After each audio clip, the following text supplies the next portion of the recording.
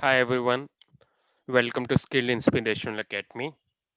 So today we are going with new initiative of interviews, mock interview round with our students, where we will ask different types of questions which have been asked previously in different companies. And today we are going with F5 interview with our one of the students, Kamal. So hi Kamal, how are you? So let's go with first question. So what is the difference between SSL pass-through and SSL offloading and SSL bridging? Can you just brief me about these three things in F5 load balancer, how they works and all? Sure, sir. Let me answer that. So the question is, what is difference between SSL offloading, SSL bridging, and SSL pass-through? So this is the question which has been asked. So let me answer it. So first difference, like first you need to understand what is SSL offloading. Then you need to understand how SSL bridging works, and then you need to understand how SSL pass-through work. So let me go one by one. So number one, like what is SSL offloading? So question was what is difference between SSL offloading, SSL pass through, and SSL bridging. So if I talk about SSL offloading, we have a client, we have F5, and we have server. Let's say I am taking one server. So SSL offloading generally means that your client to F5 session is encrypted. So it gets encrypted using your SSL profile, which is called client SSL. But your F5 to the server session is unencrypted, which means it is plain text and it's not using any profile.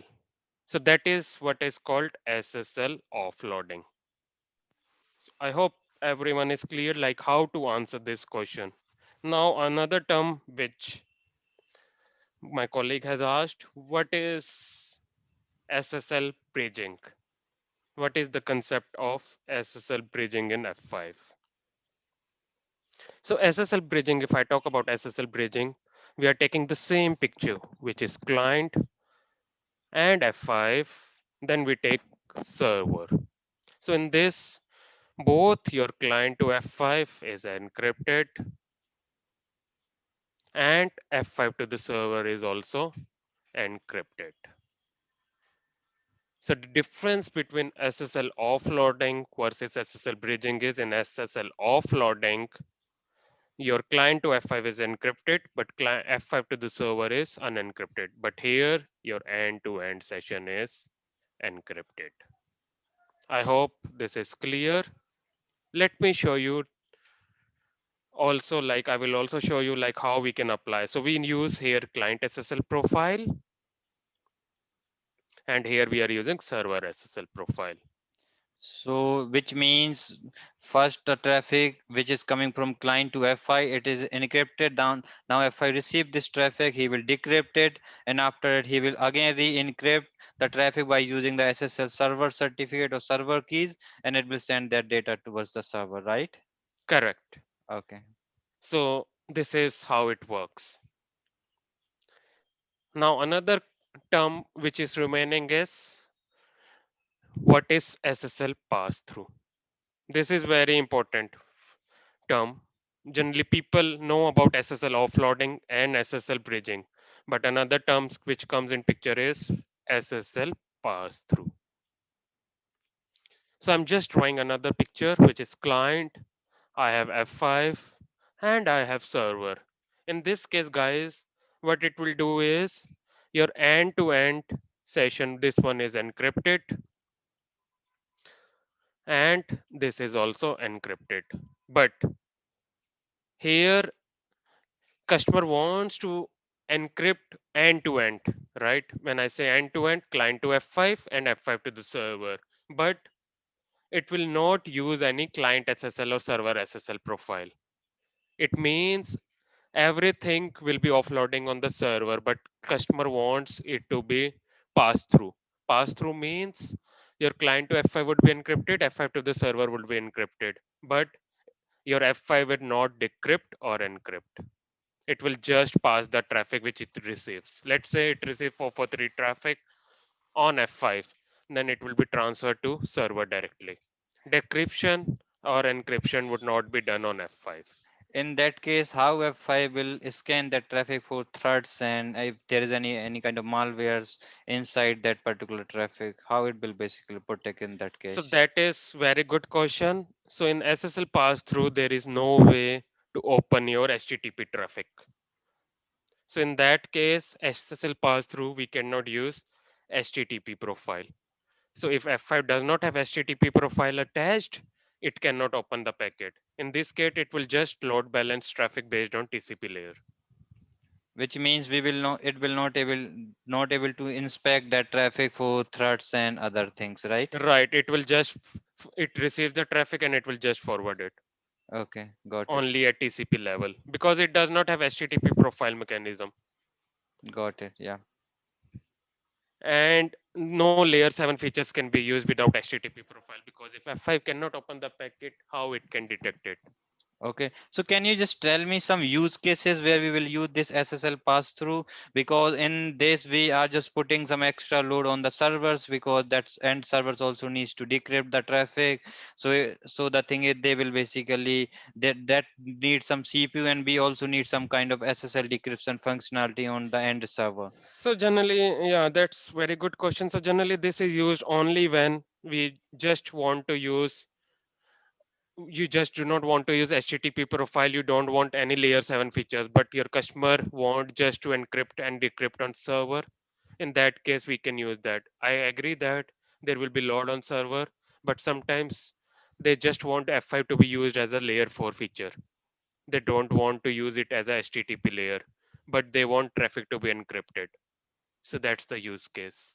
I agree Okay. that's the disadvantage, but that's only the term which has been introduced, which will have a disadvantage that we cannot use any HTTP profile and we cannot use any malware detection. But your use case, we can use it like if you don't want to use HTTP profile, but still I want my traffic to be sent end to end encryption. That's the use case. Okay, got you. Yeah. Okay, so guys, this was the question. So next question, please. So can you just explain me what is difference between TCP and HTTP health monitor? Okay, thank you, sir, for asking this question. So, see, guys, first you need to understand why monitor is required.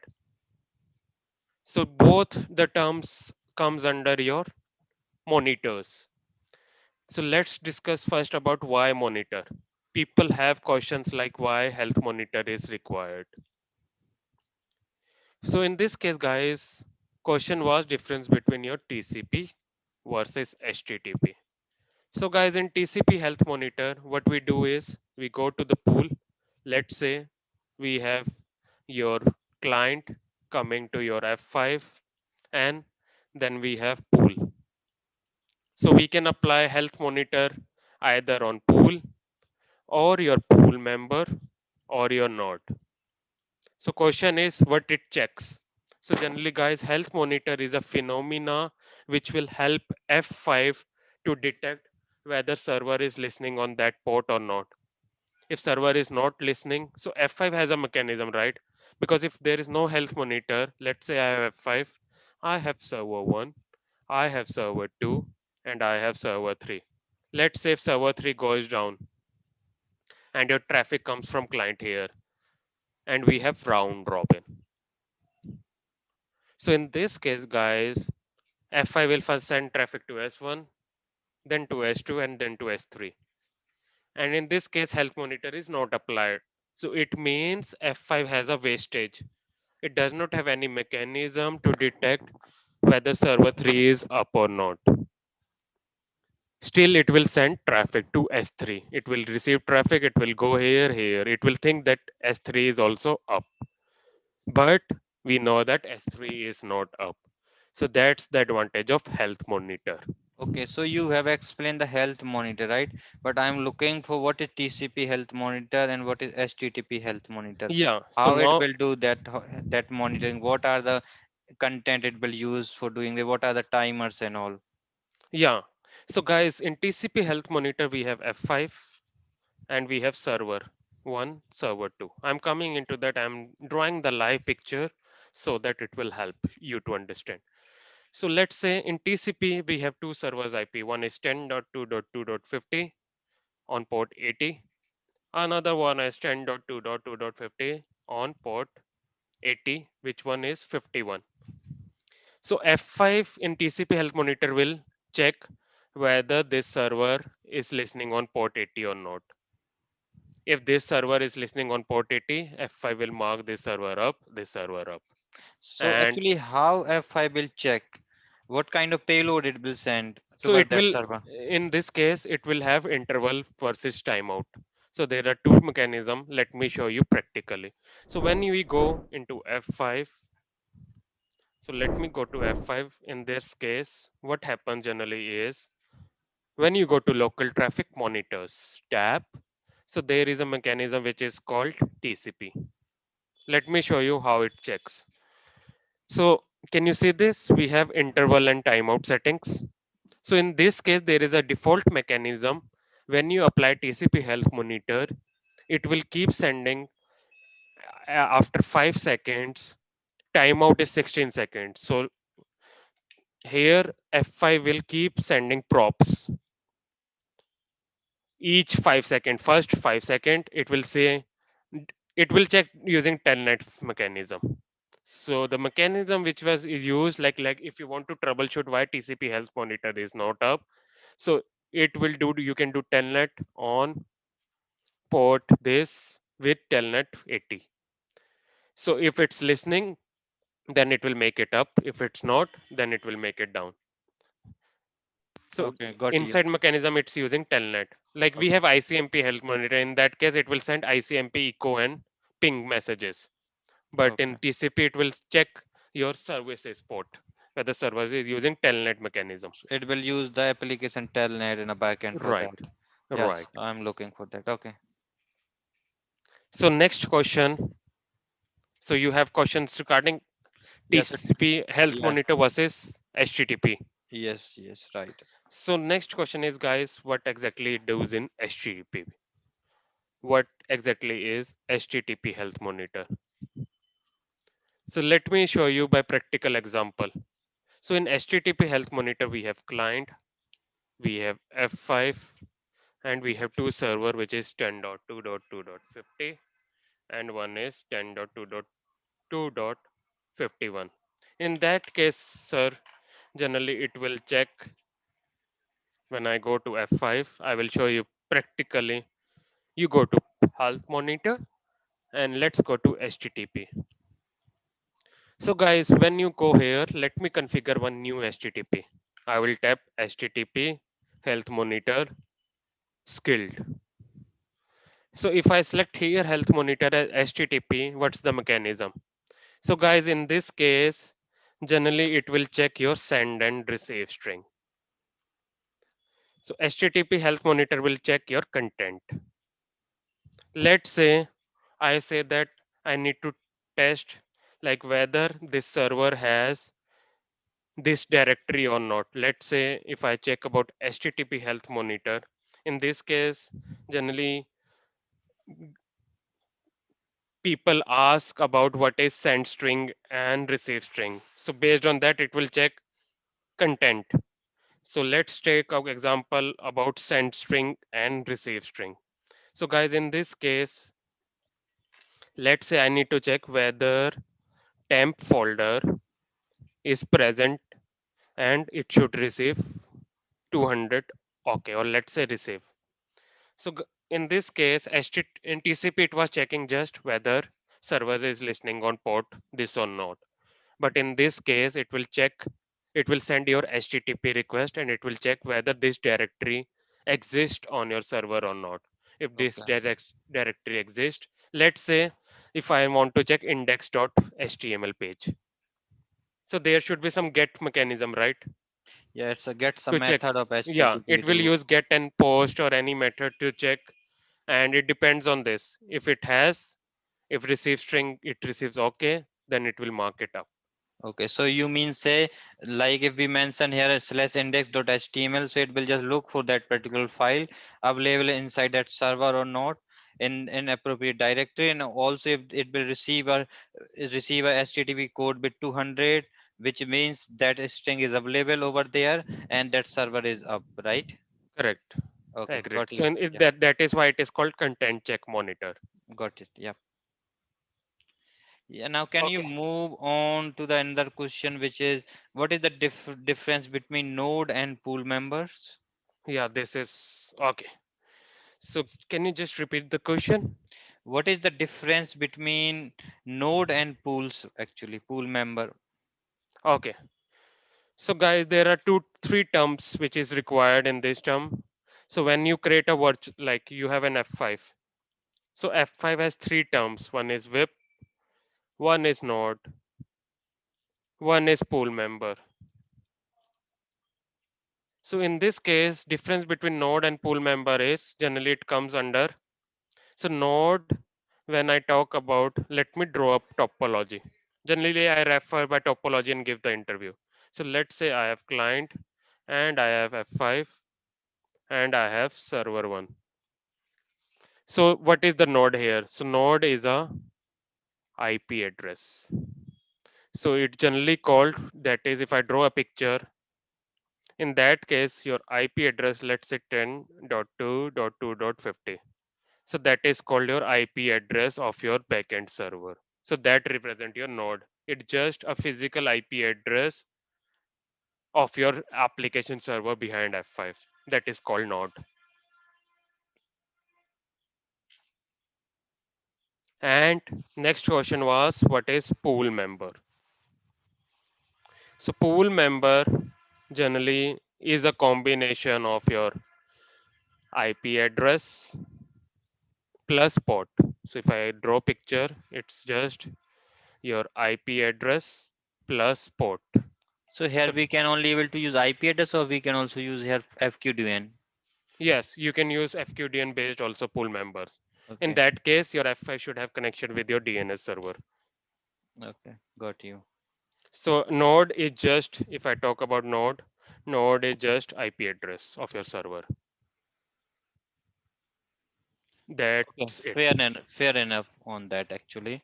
And your pool member is combination of IP address plus port. Okay, got you completely. Any other thing on this? No, actually, I'm okay with that. Now, just move towards the another question. So, can you just put some lights on what is a standard virtual server and what is forwarding virtual server? Yeah. So you need to ask like what is difference between standard virtual server Yep, yep, and versus what was that forwarding? yeah, forwarding virtual server. Okay, sure. So guys, when we talk about standard virtual server, in that case, when let me show you through picture. So when you go to the virtual server and you create your virtual server, you need to define different things. Like, can you see this type standard and forwarding? So now the question is, what is the exact difference between your standard virtual server versus forwarding? So in standard virtual server, when I do this, so standard virtual server is nothing, but it's a combination which is acting as a full proxy model. When I talk about client, then F5, then virtual server. Here it's called virtual server, here it's called backend server. So in this case, guys, if I talk about standard virtual server, so standard virtual server is a normal virtual server where F5 is acting as a full proxy. So where you can build two connection. One is client to F5 and where you can use F5 to the server. So in this case, when I talk about TCP connection, from that you will able to understand. So standard virtual server will just send client traffic to the pool and then it will send traffic based on load balancing algo to the server. That is called standard virtual server. So in this case, it will be acting as a full proxy model. So you will assign some TCP profile. You can assign your HTTP profile so that to detect traffic. Okay. So in this case, there will be two sessions, three-way handshake. One is between client to F5, SYN-ACK, and acknowledge here. Once it's done, then it will choose your pool member. Then it will build three-way handshake with that. So now I have here one more question actually. So let's suppose client has initiated one connection towards this F5. So let's suppose he is just trying to access abc.com, which is the website which is hosted on that server, right? So the thing is when that particular user or client initiate that request, so first he will complete the three-way handshake with this particular F5, right? And Correct. after that client will send HTTP get packet, right? The first Correct. packet, right? And then only F5 will start the TCP3 handshake with the server. Correct. So Or basically, once client handshake is completed, so F5 LTM will wait for the data packet from the client before selecting a pool member. So okay, it will wait for HTTP get from the client. Then once F5 acknowledge that, after that only big IP will choose pool member. That okay, is very important. got you, yeah, That's an important. okay, okay, got you. Okay, now can you just explain what is the difference between LTM and GTM? So before that, there is one forwarding IP. So forwarding IP virtual server, what does it mean? So in that case, it will be just acting as your router. In that case, so what is the use case? So use case for forwarding virtual server, which is asked in every interview is what is forwarding virtual server? So in this case, guys, when we have client, we have Palo Alto, firewall, we have F5, and we have server. So my customer just wants to just forward traffic. It receives traffic on Palo Alto, but F5 is coming as a bump into wire. So client does not want to use any load balancing. But we have existing F5 in our network, so we can not do anything, right? We should have some virtual server which can forward traffic. Even if customer does not want any load balancing feature, I have an F5 coming in picture, I cannot remove it. So forwarding virtual server, what will happen is it receives the traffic and it will operate based on packet to packet basis. That's Okay, all. so F5 will not perform any kind of Load load balancing. balancing over there. Right. In this case, it will just receive SYN packet. Okay, then it will just look over the routing table or destination IP address Okay. and it will just forward the packet on that. Now let's suppose in behind F5 we are not having one server. Let's say we are having two, three, four servers. Okay. So the thing is that client will hit the traffic on the F5 virtual server, F5 forwarding virtual server IP address, right? Or that client need to send direct traffic to the server IP address. Actually, basically in this case, good question. So destination IP would be your server IP address, which I will be creating on VIP. So we Okay. cannot use multiple pool members here Okay. So because that kind forwarding. of scenario is beneficial to the customer if we are having any kind of SNMP server, if that server wants to fetch some information Yeah, from we can do, our or end even server, if right? you're right. This this type of setup will only be used when you have F5 and you do not want to use any load balancing feature. It's just Okay. coming in your environment. You just need to forward it. So Okay, basically, got it it. will just forward the packet based on your next hop IP address specified in the client. So that's Okay. what it looks over. Okay, got it. Yeah. So that is same concept which is used basically when we talk about bump in wire or virtual wire concept in Palo Alto. Okay. It's a transparent Right. deployment kind of So it's model, just right? acting as a routing or Okay. a router, you can say. It will just see the traffic and it will forward it. Okay. Okay. Okay. Now, what is the difference between LTM and GTM? Okay. So see guys, let me draw a table where we will define difference. So guys, LTM, first of all, you need to understand what is LTM. By the name, it is called local traffic manager. And your GTM is global. traffic manager.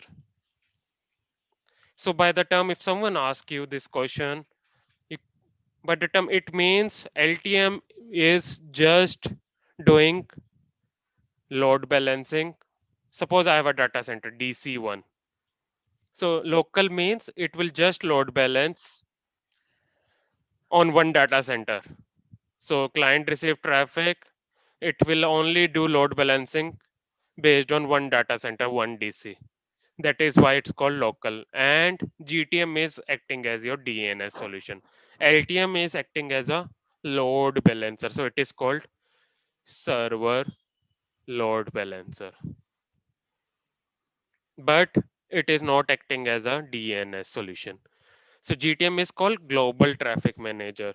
So if I talk about GTM, it performs name to IP resolution. First difference is that.